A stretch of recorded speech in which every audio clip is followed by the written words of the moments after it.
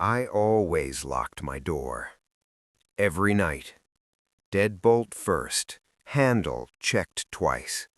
Routine was the only thing that made that apartment feel safe. Shoes by the wall, keys in the bowl, lights off in the same order. The night it happened, the hallway felt longer than usual.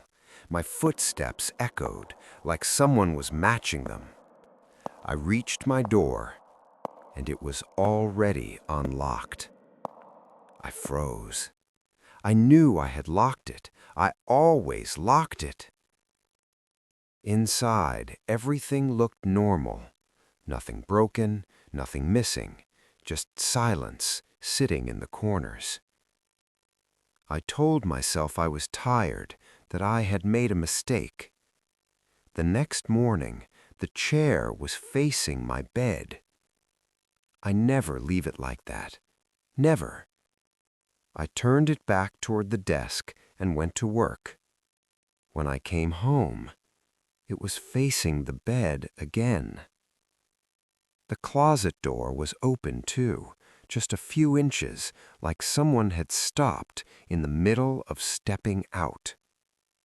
I started checking every room before I slept, under the bed, behind the shower curtain, inside the closet. Nothing. Always nothing. But every night, something small changed. A cup turned the wrong way, a drawer not fully closed, the chair always watching the bed. So I set my phone on the kitchen counter and left it recording while I went to work. 8 hours of an empty apartment. Proof that it was all in my head. I played it back that night. At first, there was only the hum of the refrigerator, then a faint shift like fabric brushing against fabric, and then breathing, slow, patient, close to the microphone. I checked the timestamp. It was the middle of the day while I was at work. The recording kept going, breathing in, breathing out, like someone standing still, listening to the room. I didn't sleep that night. I sat on the edge of the bed, staring at the chair, waiting for it to move. In the morning, I called the police. They checked the locks, the windows, the vents. No signs of entry, no hidden cameras, no one else on the lease. The landlord said no one had a spare key, said I must be imagining things. I moved out the next day, left the chair exactly where it was, facing the bed. Sometimes I think about that recording, about how close the breathing sounded. And I still wonder if I left before it decided to move into the bedroom. Would you stay one more night to find out who it was? They told me the top floor would be quiet. No neighbors, no noise. Just one night before my morning flight. The hallway smelled like old carpet and cleaning spray. My room was at the very end, last door. Nothing beyond it but a blank wall and a flickering exit sign. I dropped my bag, locked the door, and lay on the bed. For a while, it was exactly what I paid for. Silence. Then came the footsteps. Slow, directly above me. I stared at the ceiling. One step, another, measured, like someone pacing from one side of the room to the other. I went downstairs and told the front desk. The clerk frowned at the screen, said there was no room above mine, said I was on the top floor. I laughed it off, blamed thin walls, went back to bed. The pacing started again. This time the ceiling gave a soft creak with every step. Fine dust sifted down onto the blanket. I brushed it away and kept watching the plaster. The footsteps stopped. Something scraped overhead, a long, dragging sound, heavy, slow, crossing the space right above where I was lying. I checked the time, 3:12 a.m. That was when it happened. A violent impact slammed down above the bed. The whole ceiling shook. Dust burst into the air. The mattress jolted beneath me, like something had landed inches above my face. I ran. Didn't grab my shoes, didn't grab my bag, just the key card and the hallway light buzzing like it knew something I didn't. The clerk looked irritated until she saw my face. She moved me to a different floor without asking questions. In the morning, I asked again. Different staff member, different expression. He told me that level above my old room had been sealed off years ago, after someone died up there. Maintenance closed it off, no access, no keys issued. I asked about cameras. He said the CCTV showed no one entering that floor, no one in the service corridor, no one in the service corridor. The hotel stopped answering my questions after that, smiled too much, changed the subject. I checked out early, didn't look up at the ceiling when I left. But sometimes, when I'm lying in a quiet room, I think about that impact, about the dust falling onto the bed, about something heavy dropping from a place that isn't supposed to exist. Would you have checked the hallway at 3 a.m.? The radio wasn't supposed to work. That was the first thing they told me on the night shift. Old unit, dead battery. Keep it on your belt for appearance. The warehouse was too big for one person. Rows of metal shelving disappearing into shadow. Motion lights that took too long to wake up. Every sound arriving a second late, like it had to travel. Around midnight, the radio crackled. I stopped walking, lifted it slowly. A voice pushed through the static. Low, close. It said my name. Not my last name like the supervisor used. My first name, the one only friends used. I checked the channel, checked the battery slot. Empty.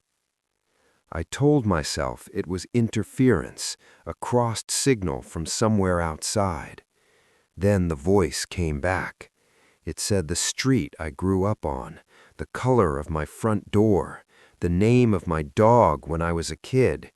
Things no one at that job knew, things I had never written down. I walked the perimeter faster after that. Every aisle, every loading bay, nothing but pallets and plastic wrap and the hum of distant traffic. The radio stayed quiet for almost an hour. I started to relax, started to feel stupid for being scared of a broken device. The static returned without warning, loud enough to make me flinch. Then the whisper, "I'm behind you." I turned immediately, flashlight up, heart slamming so hard I could hear it in my ears. There was nothing there, no movement, no shadow out of place, just the long empty aisle stretching to the exit sign. The radio slipped from my hand when I looked at it down. The battery compartment was open, still empty. I finished the shift sitting in the office with the lights on, didn't make another patrol, didn't answer when the radio hissed again. At sunrise, I handed in my badge and left. Before I went, I checked the logbook, maintenance notes, equipment status. The radio I had been carrying was listed as broken, reported weeks earlier, marked for disposal. No power, no transmission. Sometimes I still hear that static in quiet rooms, right before I fall asleep. Who knew my name, and how did they speak through a dead radio? There was no signal out there. That was the whole point of bringing the satellite phone. Miles of forest, no trail markers, just trees packed so tightly the light had to fight its way through. I checked the phone every hour. No messages, no missed calls, battery full. Late afternoon, it rang. The sound didn't belong in that place, too clean, too sharp against the wind in the branches. I looked at the screen. The call was coming from my own number. I answered before I could think. At first, there was only breathing. My breathing. Same rhythm, same slight hitch in the inhale I get when I walk uphill. Then I heard footsteps, fast, crashing through brush, branches snapping. I wasn't moving. I was standing still, staring at the trees. On the line, I started running. The sound of my pack rattling, the scrape of my boots on loose dirt, a breath pulled too hard, too fast. I whispered into the phone, "Hello." The voice that came back was mine, but it wasn't speaking, it was gasping. Then came the sound of a slip, gravel sliding, a body hitting the ground, the dull thud of something heavy dropping beside it. The call cut out. I stood there for a long time, trying to convince myself it was a glitch, an echo, some kind of delay. I started walking again, slower this time, watching every step. A few minutes later, my boot hit loose gravel. The ground disappeared under me. I fell forward hard. My pack slammed into the dirt beside me with the exact same sound I had heard on the phone. I lay there, breath knocked out of my chest, staring at the satellite phone in my hand. The call log was still open. Incoming call. My number. Time-stamped several minutes before the fall. No signal. No nearby hikers. No explanation for how it connected. I turned back before the sun went down. Didn't look deeper into the trees. Sometimes I replay that moment in my head. The sound of myself running toward something I hadn't reached yet. Did the phone predict it? Or did someone else see it coming? I was the last one in the office. The building smelled like carpet cleaner and stale coffee. Motion sensor lights snapped on and off as I walked, swallowing the hall in sections of pale white. At first, I thought it was the sensors glitching, doors opening behind me, lights flaring in empty rooms. No footsteps, no one in sight. Curiosity pulled me to the security monitors. Row after row of cameras showing the same silent office I had just left. Every hallway, every cubicle. Then I froze. The feed showed me, walking down the main corridor, past the elevators, moving toward the exit. I was still sitting at my desk, hands on the keyboard, heart hammering. The timestamp flicked in real time, every second matching the clock on my desk. I checked the camera angles, no errors, no overlays, nothing out of place. My own reflection, caught somewhere it shouldn't be. I didn't move at first. Sat staring at the screen, thinking maybe I was hallucinating. But the footage didn't lie, and I couldn't explain it. I left that office immediately, lights following me down the hallway, always just ahead of where I thought I was. If you saw yourself on camera, would you go look?